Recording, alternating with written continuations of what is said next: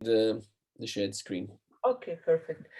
So thanks a lot again for giving me the opportunity to talk again, and sorry for being a bit out of time last time. I hope to be quicker today. So today, last time I gave you a bit the general overview of the ion source, and today I'm gonna focus a bit more on specifically on ECR ion sources because these are very good candidate also for medical treatment and heavy ion therapy. So I will give you a very brief recap from previous time, then introduce you to ECR ion source and a bit of history about it, some curiosity, then the benefit for medical application, but also the physics behind ACRIS, and then summarize the talk. So, as you saw already in the previous lecture, the source is, of course, the very first important element of any accelerate because it generates the beam.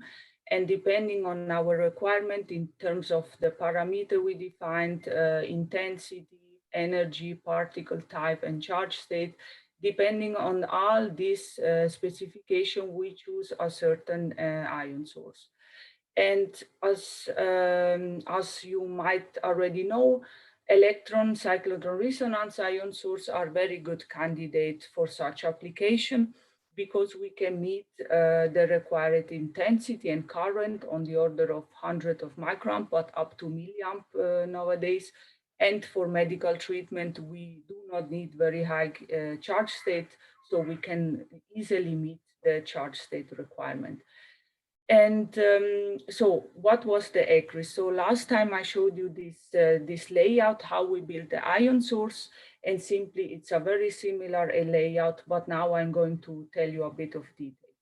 So we need, as you might remember, a vacuum vessel where we now inject our neutral gas or material to create the ions, and we will generate inside the vacuum vessel a plasma state. So effectively, an ECR source makes use of a plasma state.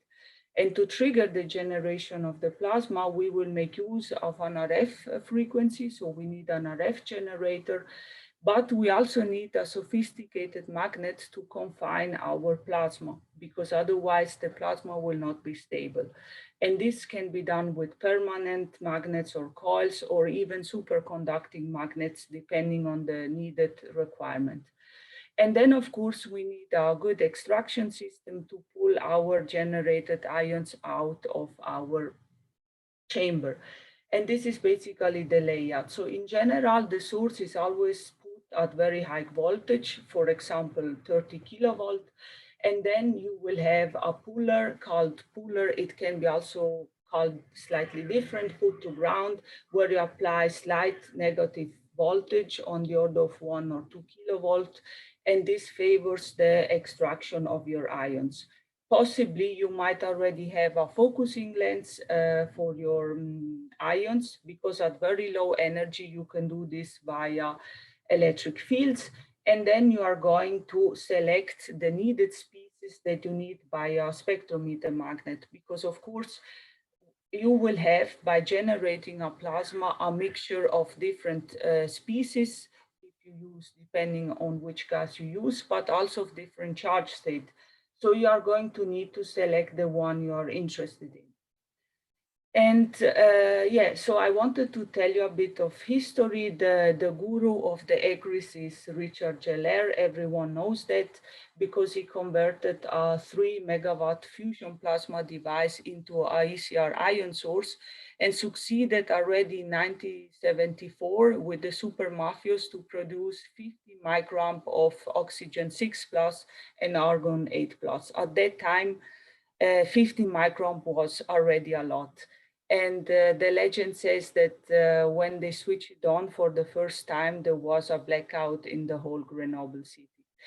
And of course, today we are well above these currents. And in general, the ECRs are classified in generations. So first generation, second generation, and third generation. And today we even talk about fourth generation. And of course, there is a limitation in the performance because you you will not be able by design to have the highest frequency and the best magnet. At some point, the performance have some limitation. And this is why during the development of ion source, people really focused on also optimizing how the RF is absorbed in the plasma, optimize the extraction system. So for the second generation afterwards, there was a huge ramp up of performance due to the fact that the know-how in terms of, how the beam is generated, how the coupling of the RF occurs in the vacuum vessel, all these things were let's say, improved. And with the second generation, the current we could reach was already on the order of milliamp. And also the super mafios was based on a two-level stage of plasma creation. So a first pre-stage and a second stage at lower frequency. This was where the real plasma would have been created. And this, of course, was then abandoned. Today, we do not have these two stages of heating, but just one stage. And the third generation, which can be classified from 2003, there the frequency rised as well from 18 to 28 gigahertz and up to several milliamps of current. So, and this for oxygen 6 plus, but also towards higher charge state. For example, for argon 12 plus up to 0.86 milliamp. And this you see a bit of example. So this is the ECR source, one of the first generation, the super nanogun, that is the one we use at MedAustron that operates at 14.5 gigahertz, and the Venus ion source, and this operates at 28 gigahertz. And yet today we go already towards fourth generation. So here you can see basically this plot shows how you will always have, remember the compromise I talked about in the first lecture. You will always need to take the compromise between extracted intensity and charge state. And this is exactly what is shown in this plot, how the performance, depending on the type of source, are layout versus intensity and charge state. And today we really talk about much more performing source. For example, for FAIR, we talk about 1 milliamp for Uranon 28 plus. And for example, for the Recon, we aim at uranium 35 plus and with 525 microamp. But this is not our case. For medical requirements, we do not really care about high intensity and high charge state. The main requirements is to have a very stable beam that is reproducible 24 over 24 hours, because the source in general stays always on. And then we also need smaller emittance and good emittance that needs to match further in the beam line. This I also mentioned it last time. And also low maintenance, because you do not want to basically have to act on your source during clinical treatment. We have, for example, at MedAustron, and this is the same at CNAU, we do not act, let's say, we cannot fix the source whenever we want. We have dedicated service slot, and there is where we can eventually adjust the set point of the source if needed. So low maintenance is also a key factor for ion source for medical treatment. And of course, user-friendly for the operators, because you are not having the expert always looking and fixing the ion source during medical treatment. And for example, at MedAustron, this was not shown in the video, but at MedAustron, we used the super nanogun. It was shown already for the CNAU. It's basically very similar. It's a copy of the CNAU sources that they have. The only difference is that our sources are in a dedicated injector hall, so we can access them whenever we want. And we have 3 dedicated ion source. One is dedicated for carbon generation, one for proton, and then we have a spare third ion source, which is now under commissioning. So the good thing is that you will always have a beam generated for one source for carbon and beam generated for a second source for proton, and they will always be on. And these are the typical parameters. So frequency on the order of 14.5 gigahertz. The power for the proton is very low, on the order of a few watts, while for carbon 4 plus, it's on the order of 100 microamp. And here I put a bit of details, but I will come back to this. And then the extracted current are on the order of 670 microamp for proton and 100 microamp for carbon. So I wanted to just give you again a brief overview of what is the physics behind ECRIS. So as I mentioned before, what we do, we create a state of plasma. What is the benefit of this? As you might know, as I mentioned last time, the plasma is the fourth state of matter, and it's a mixture of ions, electrons, and neutral atoms. And you have to fulfill certain requirements. So what is the difference between a plasma and an ionized gas? You have the property of quasi-neutrality. So the length of your plasma must always be bigger of the so-called Debye length. So that means that the plasma is able to neutralize whatever external electric field, electromagnetic. And here you can see the main, let's say, parameter for the plasma. Of course, we will need a whole lecture about this because plasma physics is very complicated. You have many other phenomena behind it, but I just wanted to give you a few key concepts, what is really the plasma, which is formed in the ECR. And then you need to combine this to a magnetic field. So what is the resonance that happens in an ECRIS? As I mentioned, we inject a neutral gas, and the neutral gas will have a few free electrons. Then we inject the RF, and the RF is going to transfer some energy to these few electrons. And these few electrons will start to collide. And by colliding with the neutral atoms, they are going to create more and more ions by the so-called step-by-step ionization that I showed you on the previous lecture. And by the presence of a magnetic field, these electrons will be forced to spiral around the magnetic field line. And at a certain point, you will have a resonance. So as soon as your omega RF will be equal to the electron, to the cyclotron omega, you will have the electron cyclotron resonance. And this is when your plasma is basically formed. Of course, this happens as soon as you inject RF very quickly in an order of nanosecond. It's instantaneous, it's like a lamp. But at that point, you have your resonance and your plasma is formed, which will be stable kept in the plasma chamber. And so in our case, I mean, to create the magnetic field, we can make use of several different type of configuration. But for ECRIS, the main one is the B minimum field. The B minimum field allows to have a trap inside your, let's say, vacuum vessel.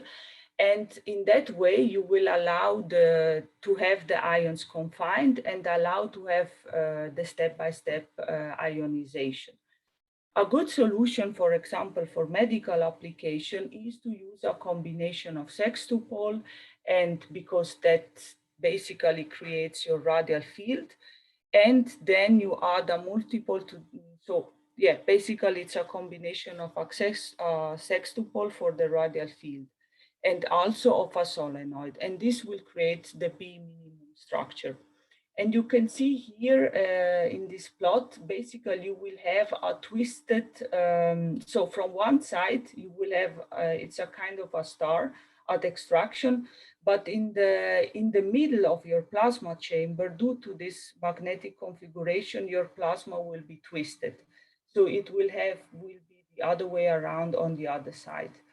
And basically the combination of the sextupole and the solenoid field will make the confinement very easy. And also the good thing is, for example, for the super nanogun is that these are permanent magnet. So you are not going to need any power. And this, of course, from one side will mean that you will have a fixed magnetic field, but from the other side, it's very stable, especially for medical application.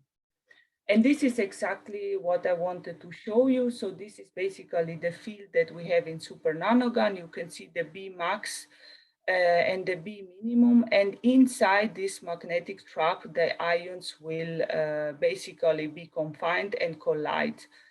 What has to be said here, this is just a sketch, but in general, the magnetic field, so you see the B minimum structure, we will always have a lower magnetic field at extraction, because this will favor the extraction of our ions.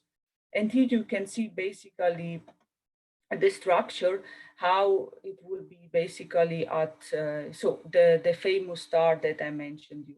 So how the ions will be distributed at extraction. And well, this is a bit maybe too much detail, but of course, to have a stable plasma, we need to fulfill certain laws. And these are the famous scaling law from Richard Geller. For let's say medical requirements, we are borderline with this law. But for us, let's say it's not very critical. But these are basically fundamental law that needs to be fulfilled to have a stable plasma. And in terms of stability, I said this also last time, what is really important is that you have enough time to confinement time has to be long enough to reach the desired charge state you need. But at the same time, this will collide with your intensity. So the mean charge state will be proportional to the electron density in your plasma for the confinement time, but the intensity will be proportional to the electron density divided by your confinement time. So the higher the charge state, the lower the intensity and vice versa. But as I said, for medical requirements, this is not so critical. What is really important is to have a good efficiency. So a good production of ions versus the neutral atom. And yeah, this is, for example, how the source performs. This is the intensity measured in the Levitt at Medaustron over several months. And you can see you will always have some drift. So you can see, for example, here the Levitt CTA, so the intensity we measure in the Levitt increases, which means the source drifts. And this is where then the source expert has to act to basically adjust the set point, because this indicates that the emittance is growing. And you can see, even if the intensity in the Levitt increases, we have a decrease already in the Mebit, and this will, of course, translate also in a decrease of intensity further in your accelerator, in the synchrotron, and also then in the treatment room. So what's the importance of this? It indicates that once you have a stable source, you might always need to readjust the set point, but you want to minimize these actions as low as possible. And even if the intensity increase it at the source level, does not necessarily means that it will increase further in the accelerator. Maybe Marius will mention something about this in his lecture. And yeah, then in the very end, we need to extract the beam. And this, as I mentioned, we do it via an extraction puller, which is grounded. And in general, the source is put at very high potential, and the puller is put at -2 kilovolts. So the sign is actually negative. Then you might already have a first focus electrodes to really focus already your beam, because at this stage, the beam has a few kV, in our case, 8 kV. So you can do this via electric field.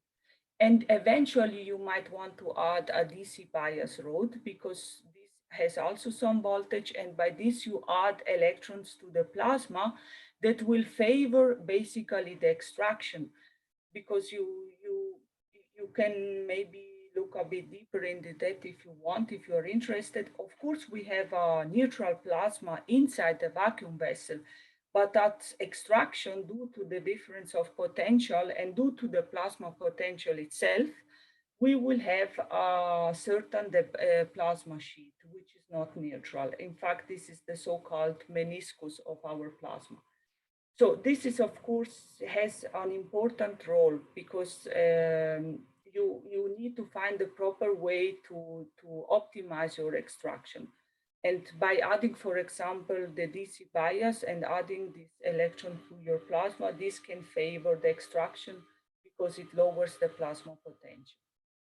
And this is a simulation that was done from my previous talk colleagues, David Mascali and Giuseppe Torrisi at NFN. I like it a lot because it really shows in the three-dimensional vacuum vessel how the egress can be simulated. And here indeed you see what I showed you before. So the star of the ions, because actually you will always have a stable plasma within the vessel. And you will always, what you are going to extract is really the ions from the loss cones. So these are then really the ions that you are going to extract. And when this is the so-called plasma lens, you can see also here, I like this picture because it really shows this star I was talking about. So this lens is basically looks towards the plasma, and here you see the sign of your ions. Yeah, and basically in the very end, Nadia, we need to start concluding. Yeah, so then at the very end, you will select your species and with a spectrometer magnet. And so, yeah, this was already at the end of my talk. So as you can see, egress some are well suited for medical treatment. Of course, you need a certain good combination of RF frequency and magnetic field. And yeah, this is basically it. Thanks a lot for your attention. Thank you, Nadia, for that very comprehensive Yeah, talk. it's very difficult to keep 15 minutes for such a topic. Yes, that's also true. Shall we see if we have a few questions? Could you please answer? Yeah, thank you. Okay, we are quite late, so let's take the first two questions, and then maybe we will have the opportunity to answer the rest later on. Well, Nadia, give it. Yes, so, well, in terms of EPIs, it depends, of course, of the, for the acres, we have, as I mentioned in the first slide, we can have from hundreds of microns to really even a few milliamps. So this is what I mentioned in the beginning. And why do you, well, this was already the question of last time. As I mentioned, we have carbon 4+, but indeed, once we send it further on, we have a foil that will fully strip it to carbon 6+, because carbon 6+ will not be efficient for the super nanogun to be extracted anyway. And we want to keep the same charge to mass ratio for proton and carbon. So for proton, we extract H1+, but we actually have 3 protons. And for carbon, the charge to mass ratio is also 1/3, so 4/12. So this is why we use carbon 4+. Nadia, thank you very much. I'm afraid we cannot continue with further questions because we are already running late. Thank you once again. And now I would like to move on to Mario Sapinski, who is going to give us a talk